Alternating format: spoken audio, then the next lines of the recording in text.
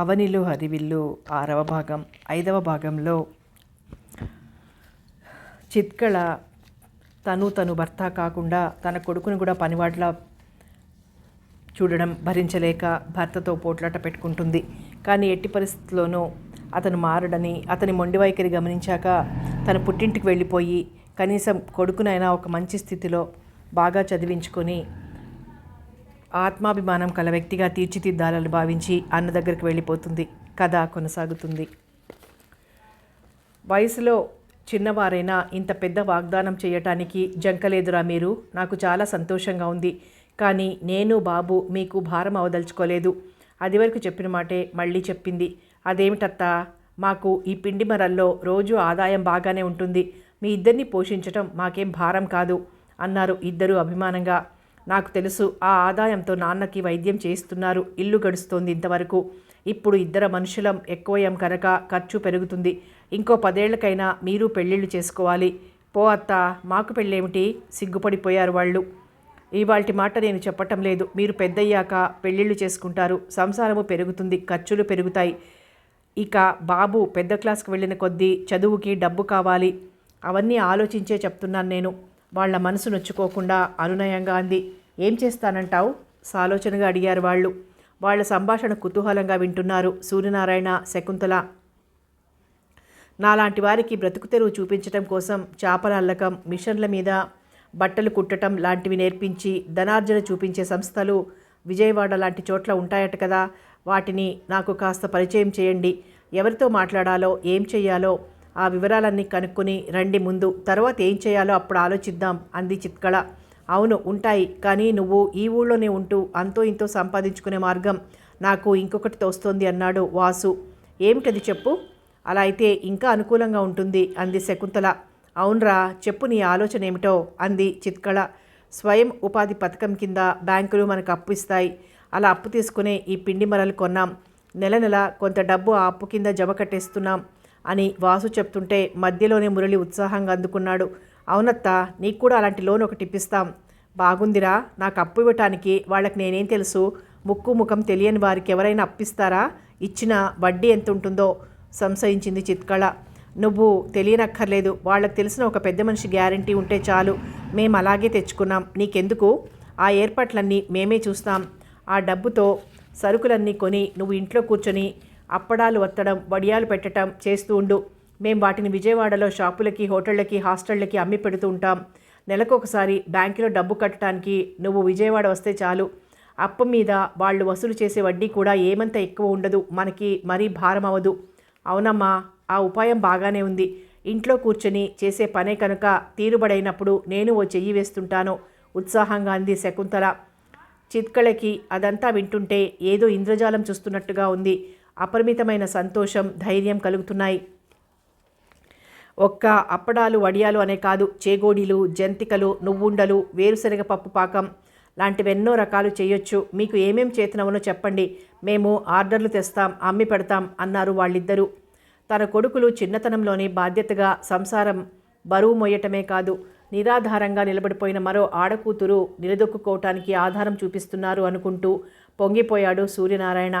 గర్వంగా, వాత్సల్యంగా తన పిల్లల వంక, చిత్కళ వంక చూశాడు. మీ మాటలు వింటుంటేనే నాకు బంగారు భవిష్యత్తు కళ్ళ ముందు కనబడుతోందర్రా. అంతా బాగానే ఉంది, కానీ బాబు చదువు మాట.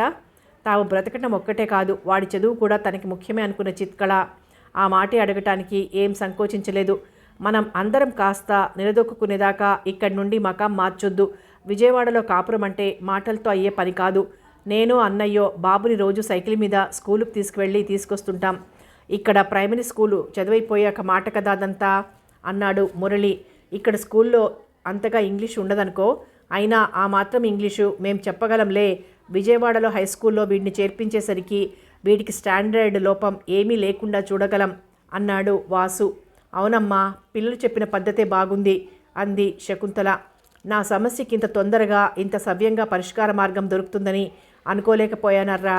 రేపే ఆ ఏర్పాట్లన్నీ చెయ్యండి మీరు తృప్తిగా అంది చిత్కళ. బ్యాంకులో డబ్బు కట్టడానికి వచ్చింది చిత్కళ. ఆవాళ స్కూల్కి ఎందుకో సెలవు ఇవ్వటం వల్ల శ్రీపతి కూడా ఆమె వెంట వచ్చాడు. ఇక్కడ బ్యాంకులో పని అయిపోయాక వాసుని, మురళిని కూడా తీసుకుని బజారుకు వెళ్ళి పండగకి బట్టలు కొనాలనుకుంది చిత్కళ. ఆ రోజు ఆమె చాలా సంతోషంగా ఉంది. ఇదే ఆఖరి ఇన్స్టాల్మెంట్, దీంతో బ్యాంకి అప్పు తీరిపోతుంది. ఇక నుండి నా సంపాదన అంతా నాదే. దానిలో నెల నెల కొంత బ్యాంకులో దాచి శ్రీపతి చదువుకి ఉపయోగించాలి. వాడు ఎంతవరకు చదువుకుంటానన్నా సరే, అది ఎంత పెద్ద చదువైనా సరే చదివించాలి. నేను పేదరాలిని కనుక పిల్లవాడిని బాగా చదివించలేకపోయానే అన్న దిగులు, వెలితి నాకు జీవితంలో ఎప్పుడూ కలగకూడదు. బాబుకి చదువులో అఖండమైన తెలివితేటలు, చురుకు ఉన్నాయి. వాటికి ప్రోత్సాహమిస్తూ వాడిని ఏ డాక్టరో, ఇంజనీరో, లేకపోతే ఇంకా పెద్దవాడినో చెయ్యాలి. జీవితంలో ఎప్పుడైనా ఏ సందర్భంలోనైనా వారిని కలుసుకోవటం సంభవిస్తే, ఆహా, ఇక సంభవించటం ఏమిటి, ఆ సందర్భం, అలాంటి అవకాశం నేనే కల్పించుకుంటాను. బాబు చదువు పూర్తయి ప్రయోజకుడయ్యాక వాడిని తీసుకొని ఒకసారి వారి దగ్గరికి వెళ్తాను. మీరు ఉదాసీనంగా ఉండిపోయినంత మాత్రాన, మీరు సహకరించకపోయినంత మాత్రాన ఏది జరగదు అనుకుంటున్నారేమో. అదంతా మీ భ్రమ. ఇదిగో మన బాబును చూడండి. నా సంకల్ప బలంతో, స్వయం కృషితో వీడిని ప్రయోజకుడి చేశాను అని అతని ముందు నిటారుగా నిలబడి గర్వంగా చెప్పాలి, బాబుని చూపించాలి అనుకుంది. అంతలోనే చిత్కళ మనస్సు చెంపదెబ్బ తిన్నట్లు తుళ్ళిపడింది. ఇదంతా నా ఒక్కదాని ప్రయోజకత్వమే కాదు. అన్నయ్య, వదిన అండగా నిలబడి ఆశ్రయం ఇవ్వకపోతే నేను ఒంటరిగా ఇదంతా సాధించగలిగేదాన్నా? అన్నయ్య, పిల్లలు, నా మేనల్లుల ఈ ఉపాయం చెప్పకపోతే నేను డబ్బుకి ఎంత కటకటలాడిపోదును. వాళ్ళంతా సహకరించడం వల్లే ఇదంతా జరిగింది. మా అందరి కృషికి, సంకల్పానికి ఆ భగవంతుడు కూడా చేయూత ఇవ్వటం వల్లే ఇది సాధ్యమైంది అనుకొని మనస్సులోనే వాళ్ళందరికీ కృతజ్ఞతలు తెలుపుకుంది. శ్రీపతి చేయి పట్టుకుని మెట్లు దిగుతున్న చిత్కళ ఎదురుగా ఉన్న మనిషిని చూసి నిలబడిపోయింది. 60 సంవత్సరాలు పైబడిన ఒక వ్యక్తి రెప్పవాల్చకుండా శ్రీపతినే చూస్తున్నాడు. అతని వాలకం బట్టి అతను చాలాసేపటి నుండి తమ వంక చూస్తున్నాడనిపించింది చిత్కళకి. కానీ తనంతట తాను ఏమని పలకరించటం, అందుకే ఒక్క క్షణం నిలబడిపోయి మళ్ళీ ముందుకు వెళ్ళిపోబోయింది. చూడమ్మా, ఆ వృద్ధుడు ఆమె వెంటే నడుస్తూ పలకరించాడు. చెప్పండి అంది చిత్కళ నిలబడిపోయి. ఈ బాబు నా కొడుకు. నీ పేరేమిటమ్మా? చిత్కళ. వీడి నాన్న పేరు గిరిధర్. గిరిధర్ పెంపుడు తండ్రి ఉమామహేశ్వరమేనా? ఆమె ఏం సమాధానం చెప్తుందో అన్నట్టు ఒళ్ళంతా చెవులు చేసుకుని సిద్ధంగా నిలబడ్డాడు ఉద్విగ్నతతో చూస్తూ. అవును, మీకెలా తెలుసు? విస్మయంగా అడిగింది చిత్కళ. అతను తనని పలకరించిన క్షణం నుండి అతని ప్రవర్తన ఆమెకి వింతగానే అనిపిస్తోంది. బాగా పరిచయం ఉన్నవాడేమో అనుకుంది. ఈ బాబుని చూస్తుంటే చిన్నప్పటి గిరిధరే నాకు గుర్తొచ్చాడు. గిరి ఇంతవాడుగా ఉన్నప్పుడు నేనే వాడిని ఉమామహేశ్వరానికి అప్పగించాను. చటుక్కున శ్రీపతిని దగ్గరకు తీసుకుని వాడి బుగ్గలు నిమిరి శిరస్సు ముద్దు పెట్టుకున్నాడు. మీరే నా కేశవరావు? ఇది కళా నిజమా అన్నట్లు, నమ్మలేనట్లు కొద్ది క్షణాలు నిలబడిపోయిన చిత్కళ మెల్లిగా తేరుకుని అడిగింది. హఠాత్తుగా ఒకరోజు గిరిని తీసుకొచ్చి కేశవరావు తమకు అప్పగించడం, తరువాత అయిపు లేకుండా పోవటం అన్నపూర్ణే చెప్పింది ఒకసారి. అవునమ్మా, గిరిధర్ ఎక్కడున్నాడు? వాళ్ళంతా విజయవాడ విడిచిపెట్టి వెళ్ళిపోయారన్నారు. మరి నీ పుట్టిల్లు ఈ ఊరా? కళ్ళు నీళ్లతో నిండిపోయి మాట తడబడుతుంటే ఒక్క క్షణం ఆగాడు. అతనికి అపరిమితమైన దుఃఖం, అంతకు రెట్టింపు సంతోషం కలుగుతున్నాయి. చిత్కళ మాట్లాడలేదు. అదోలో అతని వంక చూస్తూ ఉండిపోయింది. నిన్ను ఎన్నో విషయాలు అడగాలమ్మా. కాసేపు ఇక్కడెక్కడైనా కూర్చుందామా? కూర్చోటానికి అనువుగా ఉన్న స్థలం కోసం అటు ఇటు చూస్తూ అడిగాడు. ఆ వృద్ధుడు కేశవరావే అని తెలియగానే మొట్టమొదట చిత్కళలో కలిగిన భావం ఆగ్రహం. ఈయన మూలంగానే నా భర్త జీవితం ఇలా అయింది. మా మామగారి మీద నిజంగానే అభిమానం ఉంటే వారిని తన దగ్గరే ఉంచుకోవచ్చును కదా. పోనీ తన దగ్గర ఆ పల్లెలో చదువు సంధ్యలు అంటవేమో అనుకుంటే ఉమామహేశ్వరానికి అప్పగించిన వాడు మధ్య మధ్య వెళ్ళి చూడొద్దా? వెనక మరో మనిషి అండ ఆయనకి ఉంటే ఉమామహేశ్వరం దంపతులకి మరీ అంత లోకం అయిపోయేవారు కాదు నా భర్త అనుకుని అతన్ని గట్టిగా ఆ మాట అడగాలని అనుకుంది. కానీ అంతలోనే వివేకం మేల్కుంది. ఇది బ్యాంకి గుమ్మం. నలుగురు పని మీద వస్తూ పోతూ ఉండే స్థలం.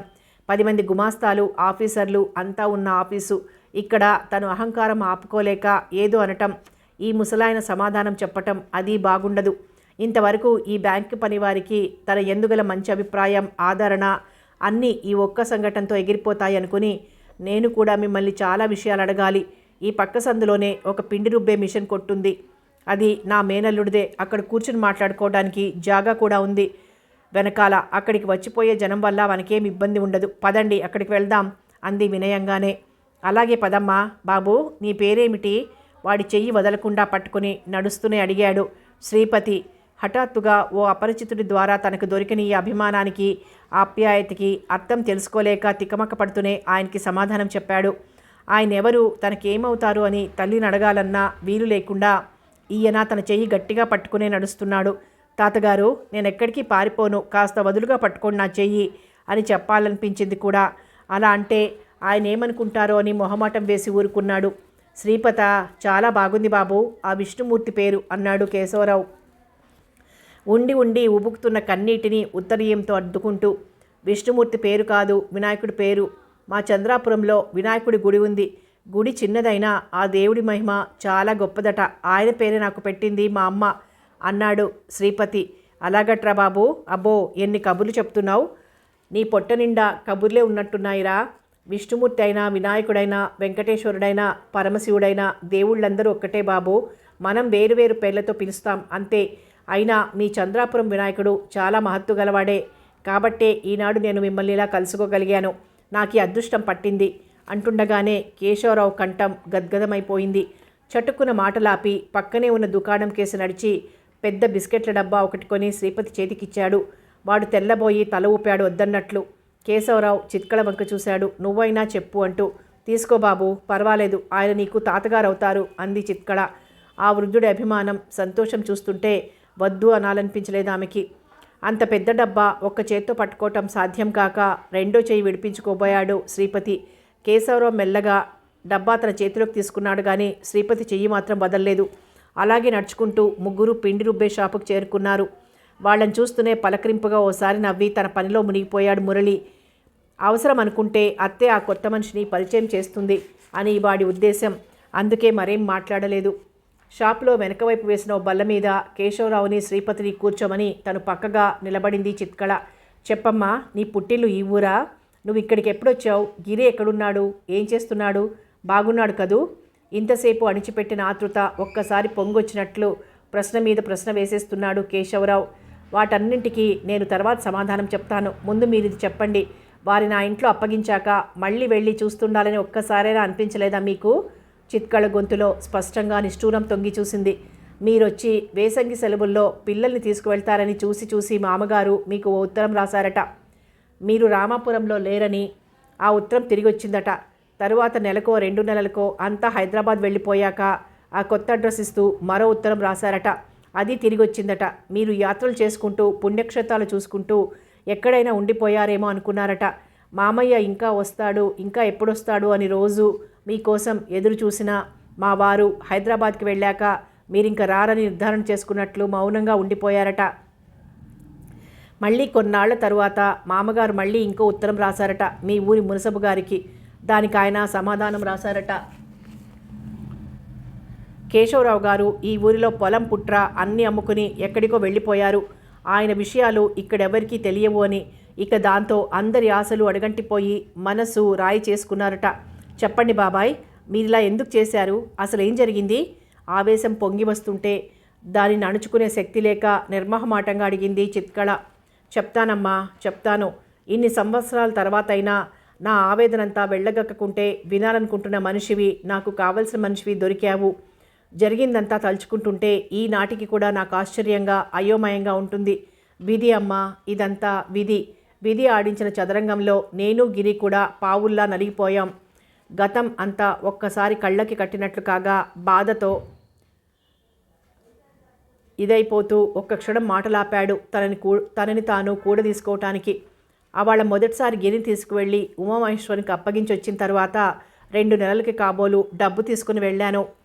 ఆ పాత రోజుల్లోకి దృష్టి సారించి చూస్తున్నట్లుగానే ఉంది అతని ధోరణి. డబ్బేమిటి? సరికొత్త సంగతి వింటున్న చిత్కళ విస్మయంగా అడిగింది. అదేనమ్మా, చంద్రం తాలూకు కాస్త పొలం, ఇల్లు అమ్మి ఆ డబ్బు తీసుకెళ్ళి ఇచ్చాను. ఈ సంగతి ఆయనకు తెలుసా? అంత పసివాడికి అవన్నీ చెప్పడం ఎందుకు? కాస్త పెద్దయ్యాక చెప్దాంలే అనుకున్నాను. కానీ నాకు అవకాశం భగవంతుడు ఇవ్వనే లేదు. తరువాత ఉమామహేశ్వరమైనా చెప్పలేదా? కుతూహలంగా అడిగినా అతనికేదో అనుమానంగా అసహనంగా ఉంది. లేదు బాబాయ్. మరి మామగారు అలా ఎందుకు చేశారో నాకు అర్థం కాదు. కానీ తనది అంటూ కాస్త డబ్బు అక్కడ ఉంది అన్న విషయం వారికి తెలుసుంటే వారి జీవితమే మరోలా ఉండేది బాబాయ్. వారి మనస్తత్వం, వ్యక్తిత్వం అన్నీ కూడా మరోలాగే ఉండేవి. కానీ అది తెలియకపోవడం వల్ల బొత్తిగా నిరాధారంగా ఉన్న తనకి అన్నం పెట్టి ఆదరించారు అన్న కృతజ్ఞతాభావం వారిని పూర్తిగా లొంగదీసేసుకుంది. ఆ భావం ఇంతై అంతై ఆకాశమంతై వారిని అణిచేసి తనకి అంటూ ఓ కోరిక ఆశ ఏమీ లేకుండా చేశాయి. ప్రాణం ఉండి కూడా ఒక జడ పదార్థంలా అయిపోయారు వారు. చిత్కళ చెప్పింది వింటుంటే అతని ముఖం వివర్ణమైపోయింది. దిగ్భ్రాంతిలో మునిగిపోయి నోట మాట రానట్లే అయిపోయాడు. కళ్ళు రెండు అవిరళంగా వర్షించటం ప్రారంభించాయి. అసలు జరిగిందంతా చెప్తాను వినమ్మా అంటూ ప్రారంభించాడు. అవాళ ఉమామహేశ్వరం ఇంటి నుండి బయలుదేరి రైలెక్కి ఏలూరు వచ్చాడు కేశవరావు. అక్కడ బస్సు ఎక్కి రామాపురం రావాల్సిందతను. బస్టాండ్కి వస్తుంటే వెనక నుండి ఒక లారీ వచ్చి గుద్దేసింది. కాస్త ఉంటే తల రెండు చెక్కలై ప్రాణం పోవలసిందే. కానీ అదృష్టం బాగుండి ప్రాణం ఉండి స్పృహ మాత్రం పోయింది. ఓ చెయ్యి ఫ్రాక్చర్ అయింది. ఇంకా చాలా దెబ్బలు తగిలాయి. ఆ స్థితిలో అతన్ని ఎవరో తీసుకొచ్చి ఆసుపత్రిలో చేర్పించారు. తలకి బలమైన గాయం తగలటం వల్ల అతనికి వెంటనే స్పృహ రాలేదు. అతను ఎవరో ఎక్కడివాడో అతని బంధువులు ఎక్కడ ఉన్నారో ఇవేవీ తెలియవు ఆసుపత్రి వారికి. అతనికి స్పృహ వచ్చాక ఆ వివరాలన్నీ అతనే చెప్తాడనుకొని శక్తివంచన లేకుండా చికిత్స మాత్రం చేస్తున్నారు ఆసుపత్రి అధికారులు. దాదాపు 2 నెలల తర్వాత కేశవరావుకి కొద్దిగా స్పృహ వచ్చింది. కానీ అది పూర్తిగా నిలవటం లేదు. స్పృహలో ఉన్న సమయంలోనైనా అతను తన వివరాలేం చెప్పలేకపోతున్నాడు. ఏది అడిగినా గుడ్లు అప్పగించి చూడటం తప్ప. తల మీద తగిలిన గాయం వల్ల ఇతనికి మతిభ్రమణం కలిగిందా, గతమంతా మర్చిపోయాడా అనే అనుమానం కూడా వచ్చింది డాక్టర్లకి. ఆ విధమైన పరీక్షలు కూడా చేసి అతని పరిస్థితి నిర్ధారించుకోవాలనుకున్నారు. ఇతనికి ఇంకా పూర్తిగా తెలివి రాలేదు. ఆ వచ్చిన తెలివైనా నిలిచిపోకుండా మళ్ళీ స్పృహ తప్పటం జరుగుతోంది. గాయం కూడా ఇంకా పూర్తిగా మానలేదు. అందుచేత మనం మరికొన్ని రోజులు వేచి చూద్దాం. గాయం మానిపోయి ఇతనికి పూర్తిగా తెలివి వచ్చాక కూడా అతను తన గురించి ఏమీ చెప్పకపోతే అప్పుడు ఆ విధమైన టెస్టులు చేసి ట్రీట్మెంట్ మొదలు పెడదాం అన్నాడు ఆసుపత్రి సూపరింటెండెంట్.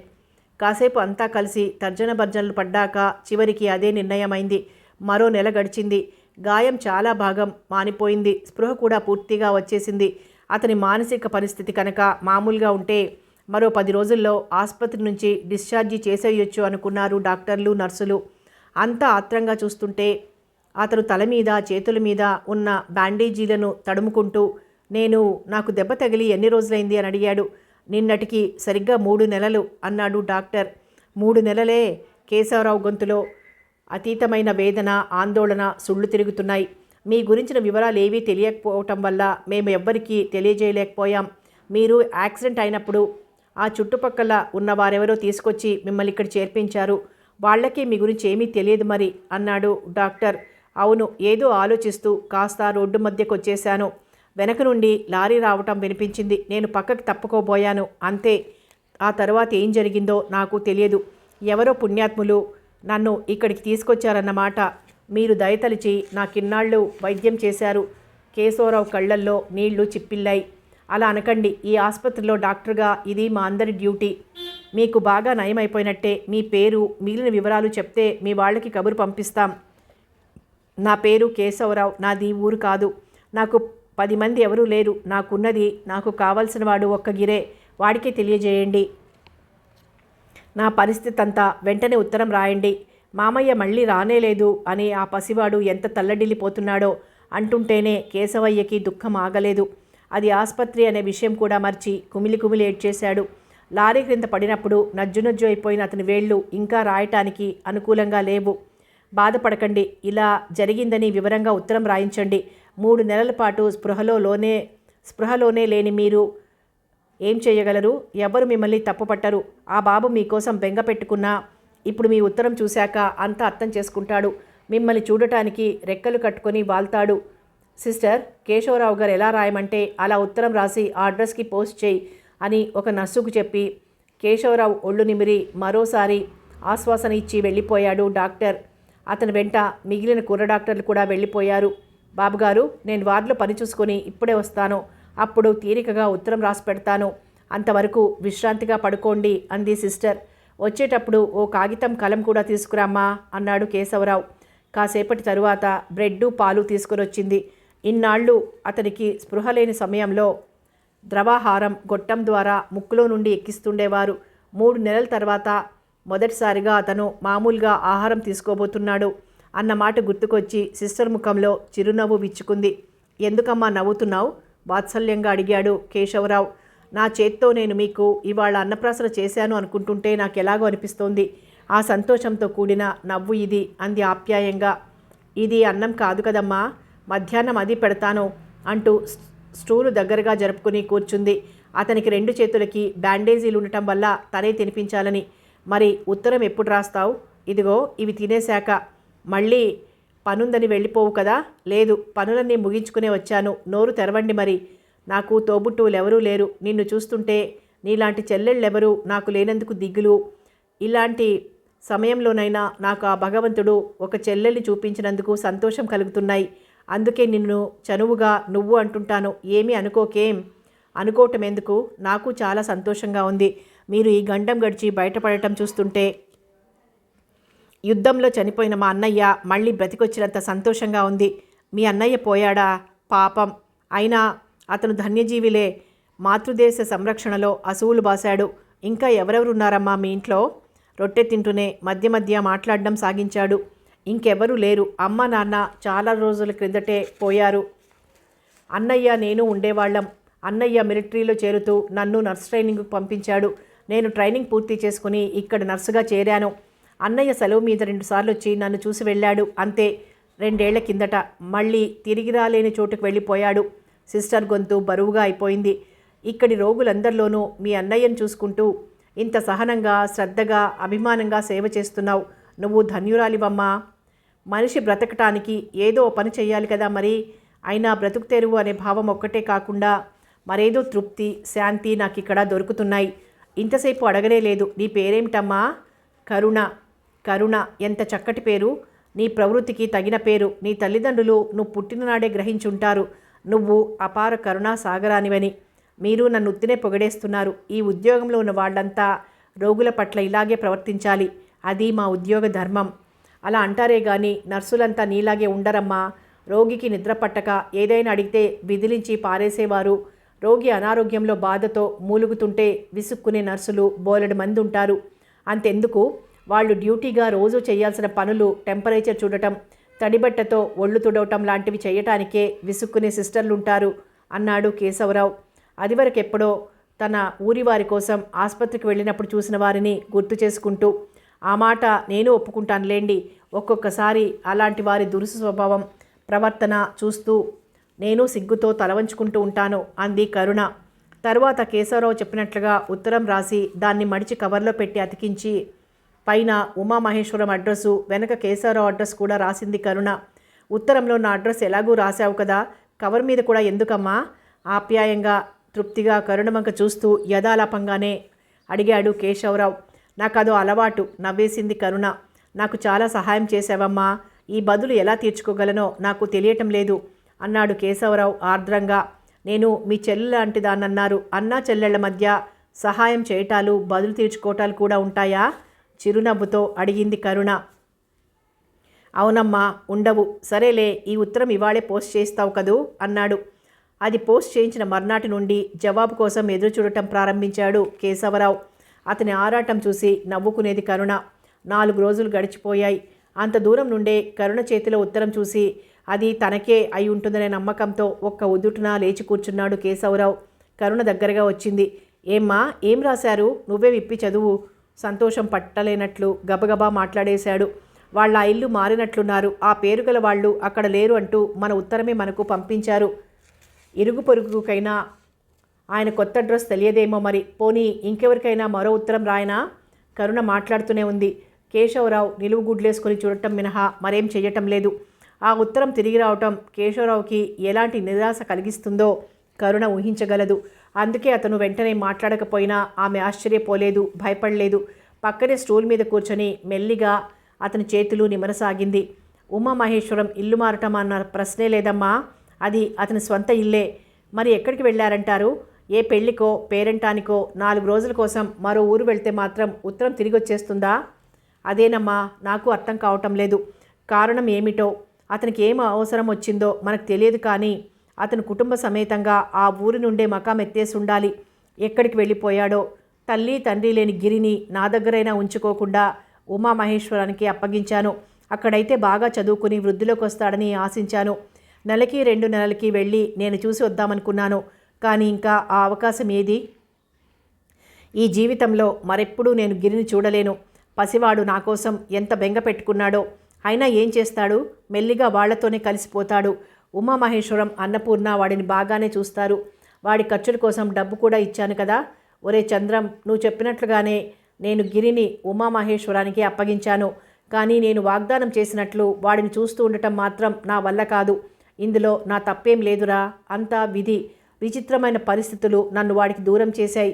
ఇందులో నా తప్పేం లేకపోయినా నన్ను క్షమించమని నిన్ను అడుగుతున్నాన్రా, క్షమిస్తావు కదూ? ఆ కాసేపు పైకి చెప్తున్నట్లు, కాసేపు తనలో తనే మాట్లాడుకుంటున్నట్లు ఏదేదో అంటున్న కేశవరావు పరిస్థితి కరుణకి ఆందోళన కలిగించింది. మీరు ఇంతగా ఉద్రేకపడకూడదు. ఏ కారణం చేతనైనా ఆయన ఊరు విడిచి వెళ్ళినా మీకు వారి ఉనికి తెలియపరచకుండా ఉండరు. ఇంకొద్ది రోజుల్లో మీరు ఎలాగో మీ ఊరు వెళ్ళిపోతారు కదా. ఆయన ఏదో ఒకనాడు అక్కడికి తప్పకుండా వస్తారు. అసలు ఈ పాటికే మీ ఊరికి ఉత్తరం రాసుండొచ్చు.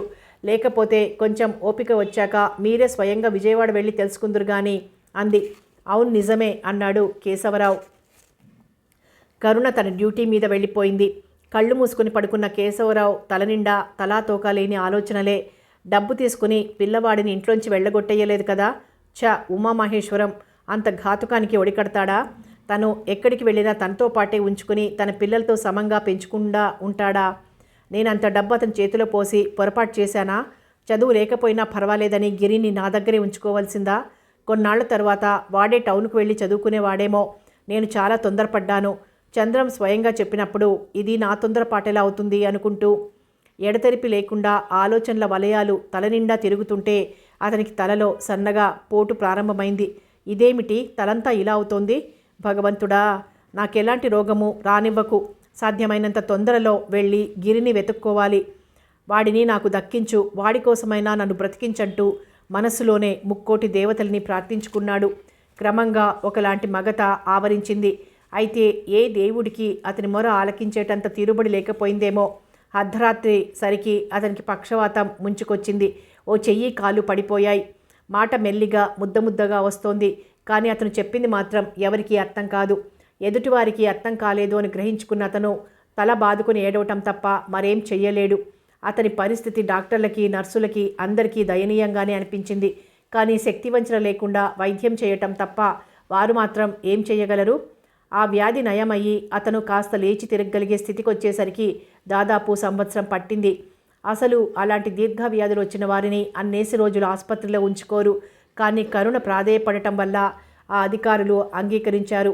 ఇక ఇంటికి వెళ్ళిపోవచ్చును అని డాక్టర్ చెప్పగానే ముందుగా విజయవాడ వెళ్ళాడు ఉమామహేశ్వరం ఇంటికి. అది వరకు ఉమామహేశ్వరం ఇల్లుండే స్థలంలో ఆ ఇల్లు లేదు. అక్కడ మరో కొత్త భవనం కట్టడానికి పునాదులు తీస్తున్నారు. ఈ ఇంటి యజమాని పేరేమిటి అని అడిగాడు మేస్త్రిని. సాంబశివరావు గారు అని చెప్పాడు మేస్త్రి. బహుశా ఉమామహేశ్వరం దగ్గర ఇల్లు కొనుక్కున్నది ఈ సాంబశివరావేమో.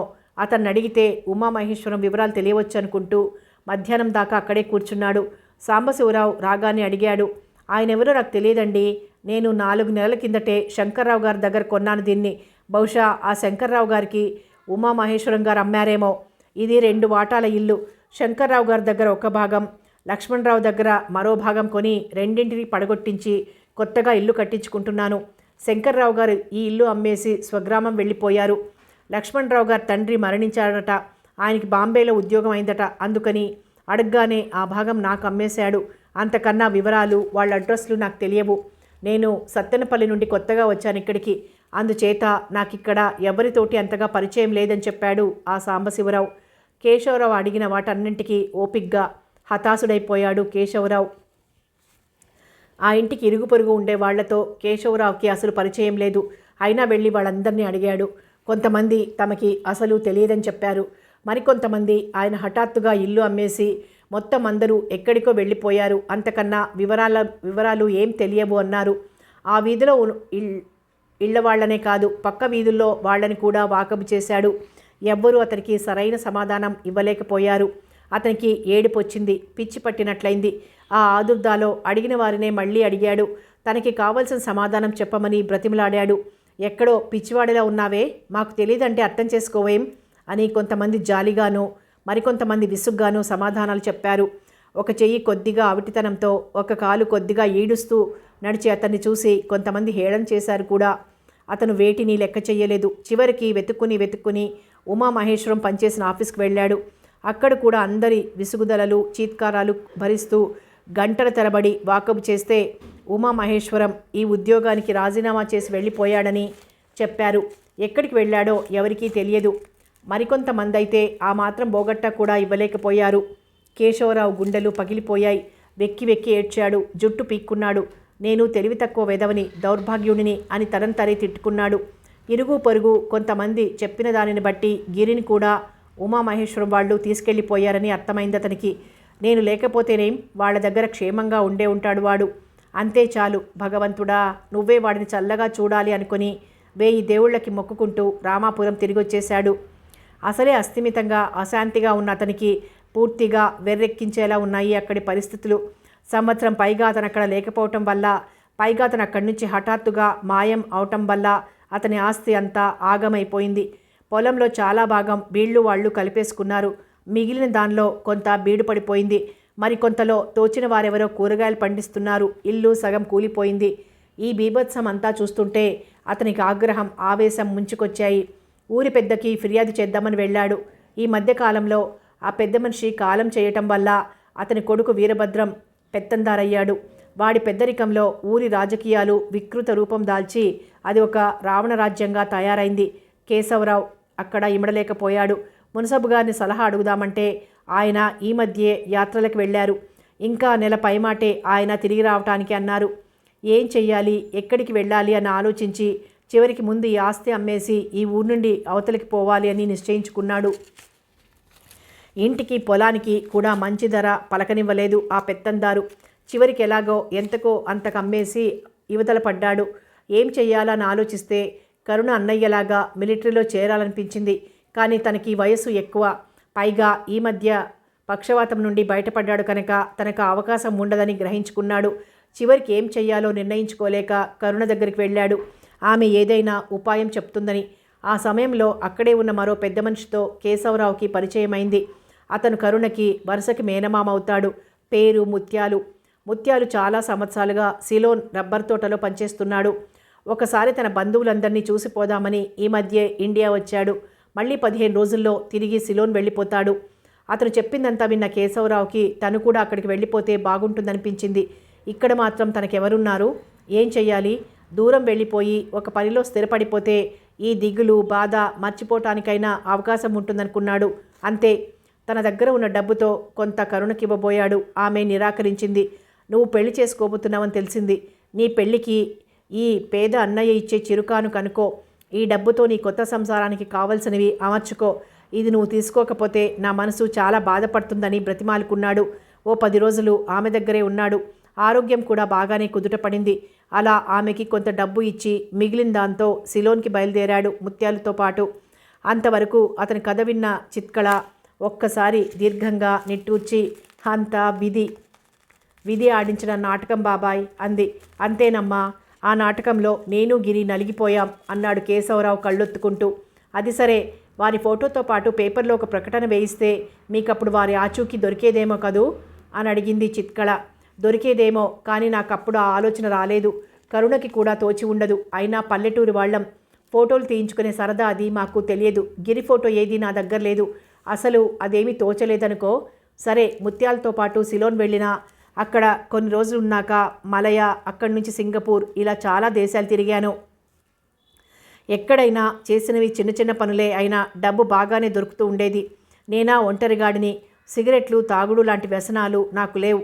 అందుచేత కడుపు నిండా హాయిగా తృప్తిగా తిండి తిన్నా కూడా ఇంకా కాస్త డబ్బు మిగులుతూనే ఉండేది. అలా దాదాపు 25 సంవత్సరాలు గడిచాయి.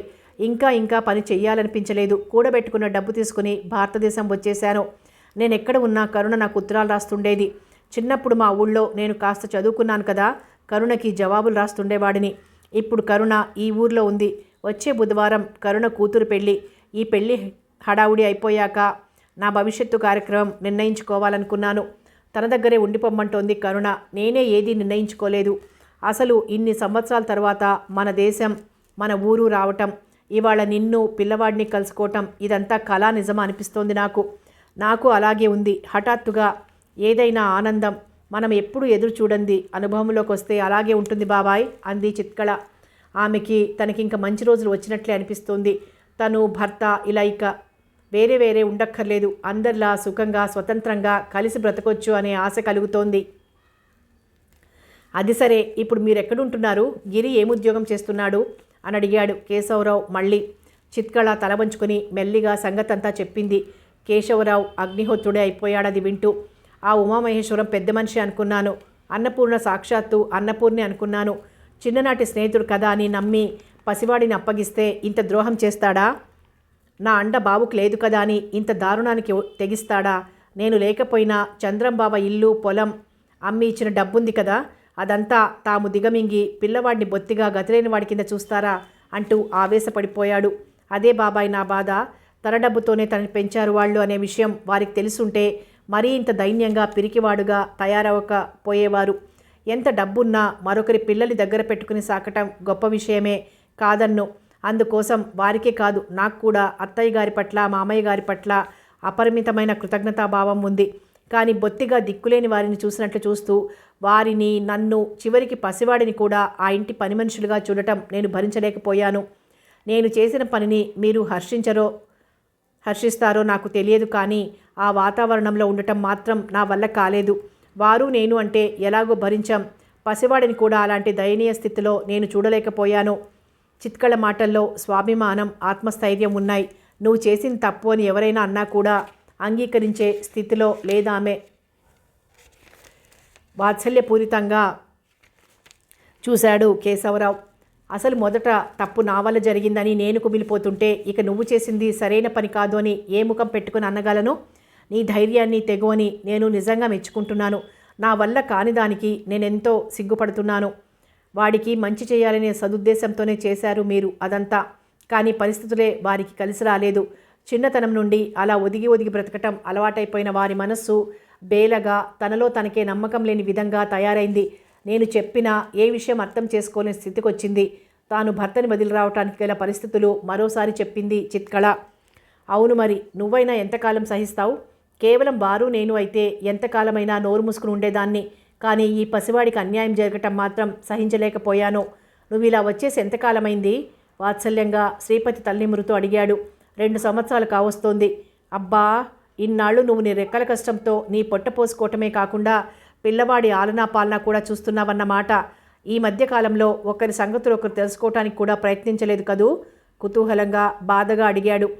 వాళ్ళ నేను ఇక్కడికి వచ్చేసే రోజున జరిగిన గొడవంతా నాకు ఇంకా బాగా గుర్తుంది. నేను పిల్లవాడిని తీసుకుని పుట్టింటికి వెళ్ళి 10 రోజుల్లో తిరిగి వస్తానని వారు అత్తయ్య గారికి చెప్పారు. అది నిజం కాదు, ఇక ఎప్పటికీ నేను తిరిగి రానని దృఢంగా చెప్పేశాను నేను. అది విని అత్తయ్య గారు పెద్ద పురాణం విప్పారు. నాది మొదటి నుండి ఒంటెత్తు గుణమని, సుఖంగా సాగుతున్న సంసారం ముక్కలు చెయ్యటమే నా లక్ష్యమని ఏదేదో అన్నారు. దాంతో వారికి మరీ పౌరుషం వచ్చింది. నా తప్పు నేను తెలుసుకుని నా అంతటా నేను తిరిగి వెళ్ళి అత్తయ్య గారిని, మామయ్య గారిని క్షమార్పణ కోరుకుంటేనే నాకు మళ్ళీ ఆ ఇంట్లో ఉండే అర్హత కలుగుతుందని ఖచ్చితంగా చెప్పేశాను అంది చిత్కళ. ఎంత మాట అన్నాడు! నీ ఎదురుగానే అన్నపూర్ణమ్మ వాడితో అన్ని నేరాలు చెప్పిందంటే నువ్వు లేనప్పుడు మరెన్ని చెప్పి వాడి మనసు విరిగిపోయేలా చేయగలదో నేను ఊహించుకోగలను. ఆవిడకి ఇంకా కొడుకులు, కూతురు ఉన్నారు. వాళ్ల సంసారాలు అలా అయిపోతే ఆవిడ భరించగలదా? ఈ మాత్రం వివేకమైనా లేకపోయింది వాళ్ళిద్దరికీ.